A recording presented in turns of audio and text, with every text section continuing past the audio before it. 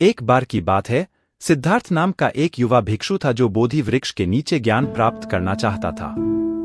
उन्हें यथाशीघ्र आत्मज्ञान प्राप्त करने की उत्कट इच्छा थी, लेकिन उन्हें नहीं पता था कि कहां से शुरुआत करें।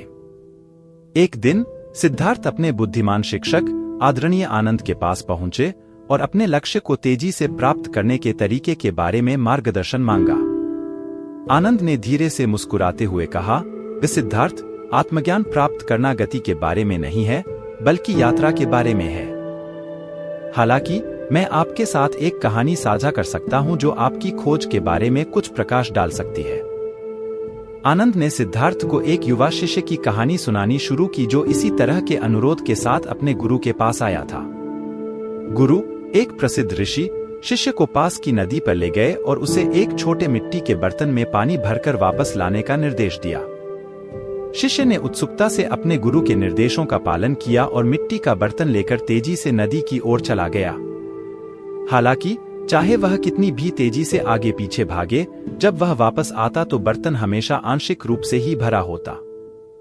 हताश और निराश होकर शिष्य ने अपने गुरु के सामने कबूल किया कि वह कितनी भी कोशिश करने के बावजूद बर्तन को पूरा नहीं भर सका।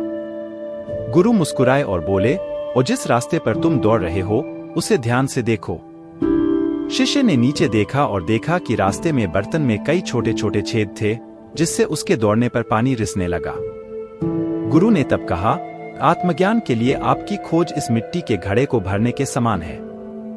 जिस प्रकार घड़े में छेद होते हैं जिससे पानी रिसता है, उसी प्रकार आपके मन में विकर्षण और आसक्ति हो सकती है जो आपकी प्रगति में बाधा बन सकती है। अपने लक्ष्य को प्राप्त करने के लिए आपको पहले इन छिद्रों को ठीक करना होगा, सचेतनता, ध्यान का अभ्यास करके और आंतरिक शांति विकसित करके। सिद्धार्थ ने कहानी को ध्यान से सुना और उसमें निहित ज्ञान को महसूस किया।